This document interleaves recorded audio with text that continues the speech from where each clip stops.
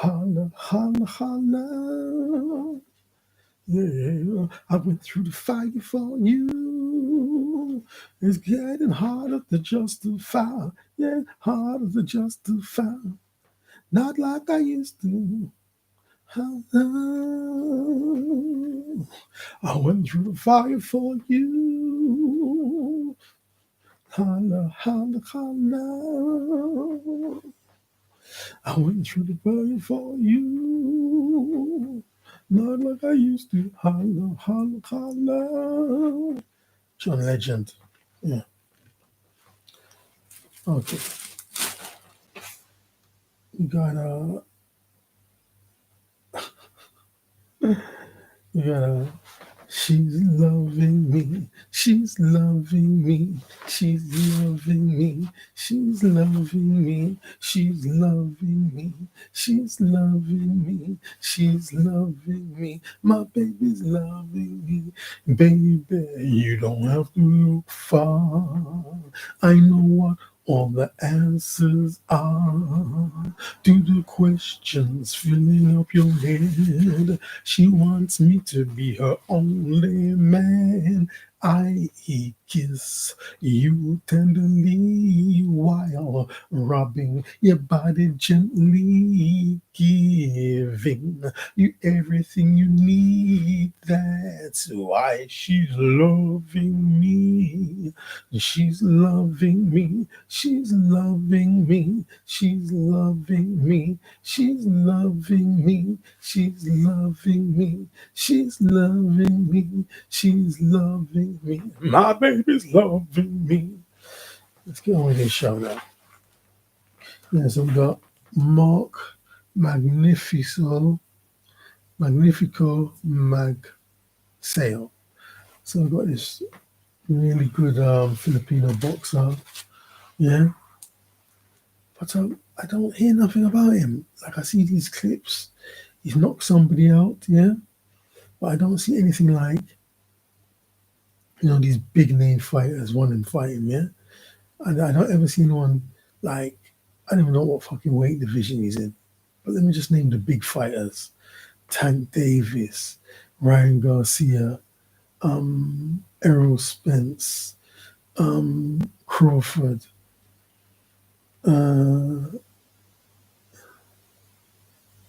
uh, Lomachenko, Devin Haney, yeah,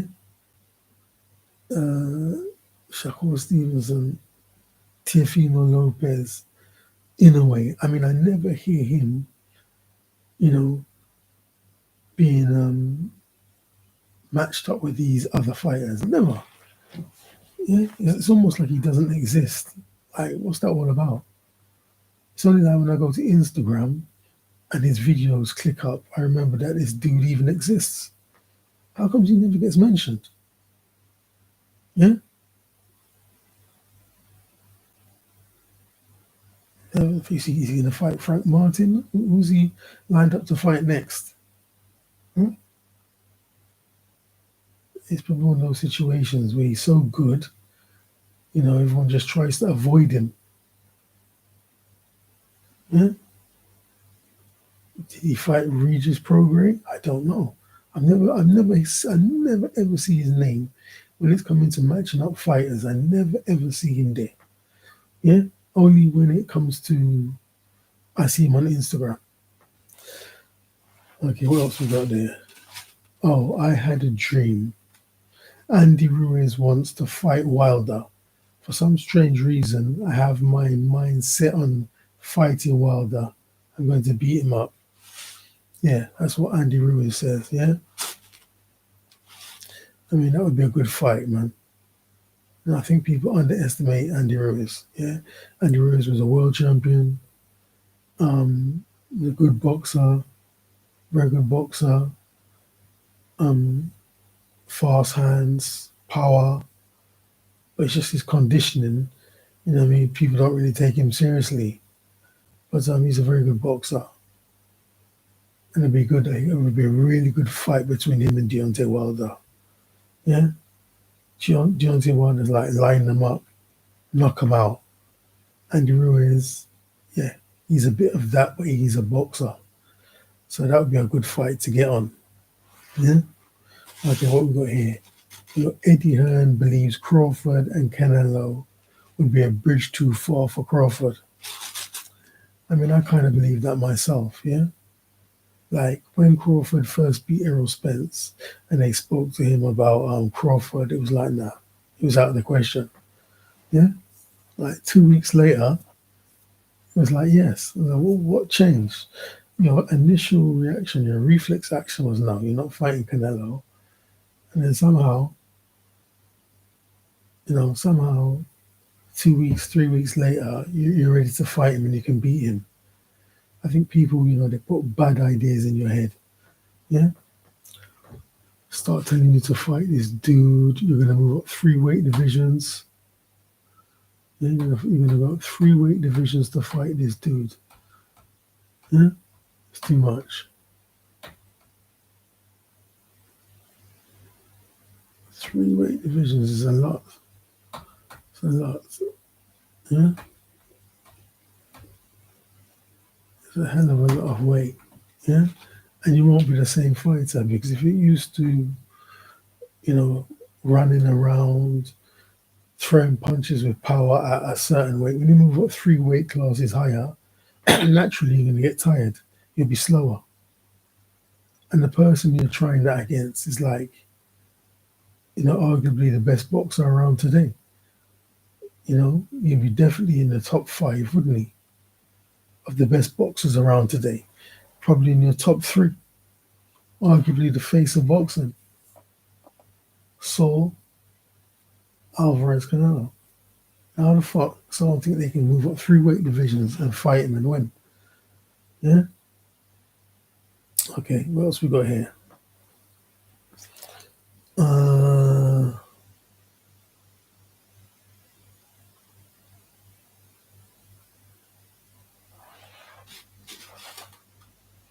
okay, we got Canelo claiming to have the same rib injury as Errol Spence. Now, when I first heard this story, Canelo saying he's got the same rib injury as Errol Spence, I just felt like he's saying that for for Terence Crawford. Yeah, but his next fight is with Charlo. So anyway, at the same time, he could say that because why would you all of a sudden say, "Oh, I've got the same rib injury as Errol Spence"? So that means the person you're fighting thinks that's your weak spot, so they're gonna keep hitting you there.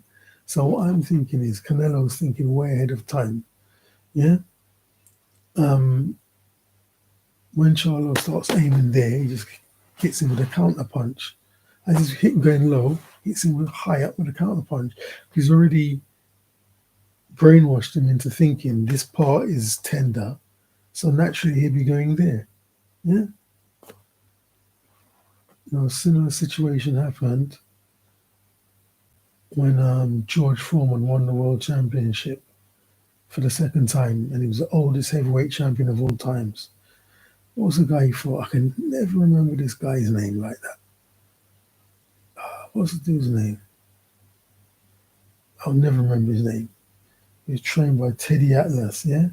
So he was fighting this guy, and at the end of the fight, he was like, he couldn't believe he was knocked out by an old man, yeah, by an old man. And then George kind of said to him, I was planning it. He said, no, you could never be planning it. Yeah, I was planning it all year. So I don't even know what the hell they're talking about, but George Foreman put an idea in his head a year before the fight. See, that's how the smart people operate. So, yeah. Now, why would Canelo let somebody know he's injured? He's injured. Oh, I'm injured. Oh, my rib is sore. My rib is bad. My rib is tender.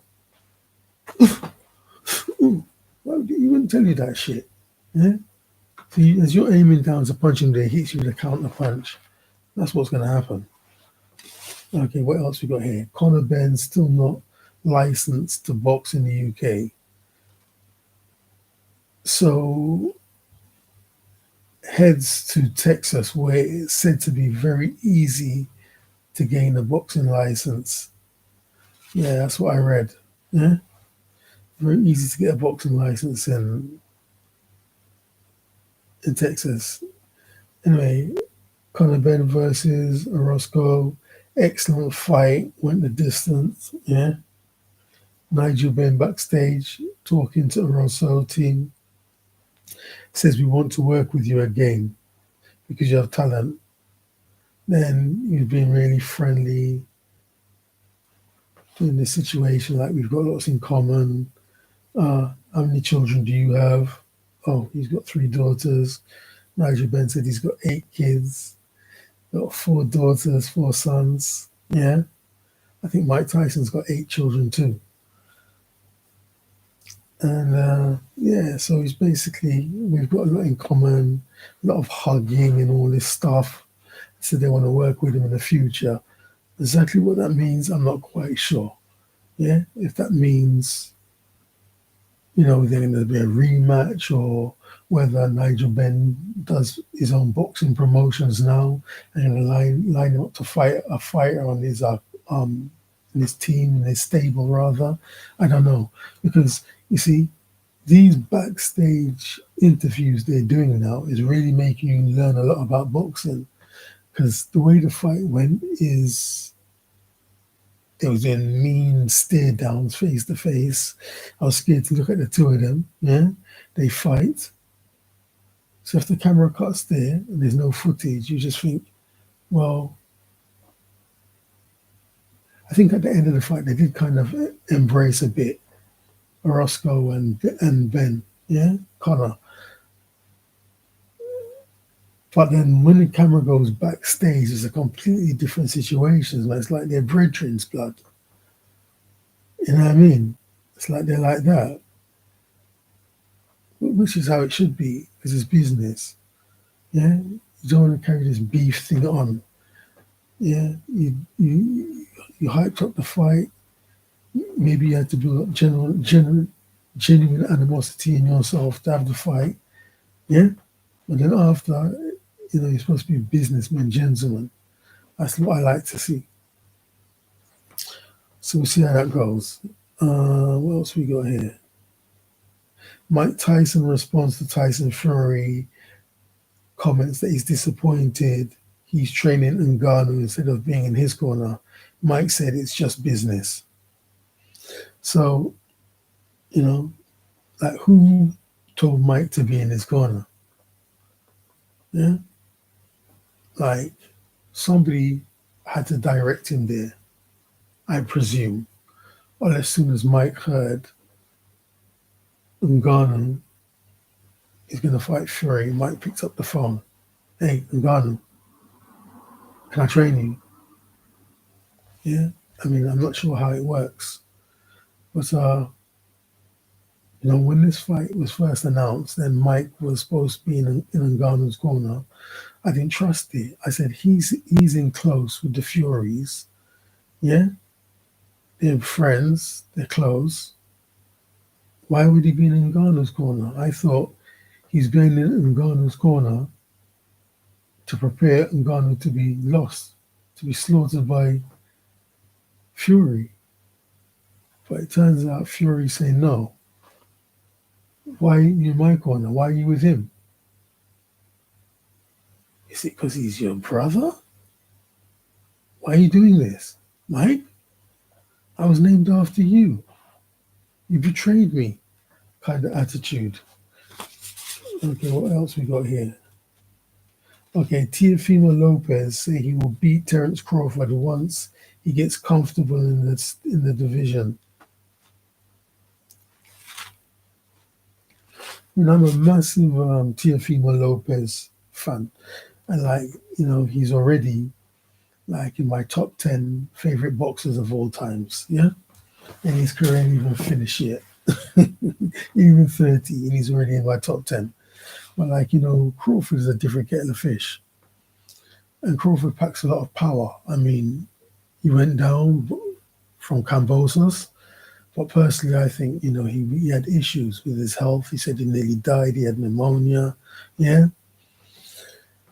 So he wasn't 100% for that Cambosos fight. So, you know what I mean? I don't really think that was the proper Teofimo Lopez that lost to Cambosos, yeah? But that being said, he went down to Martin. I believe he went down to somebody today said he went down twice. I only remember him being down once. And then a lot of people think he lost that fight to Martin, Spanish dude, yeah?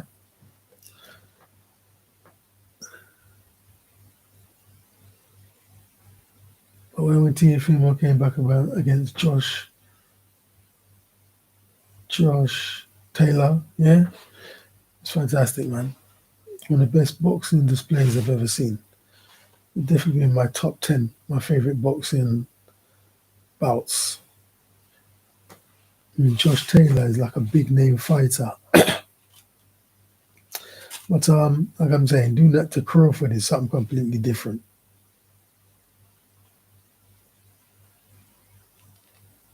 And I don't think he'll be able to do it. I think once he feels Crawford's power, it will be different. Okay, AJ responds to Joe Joyce KO. Yeah?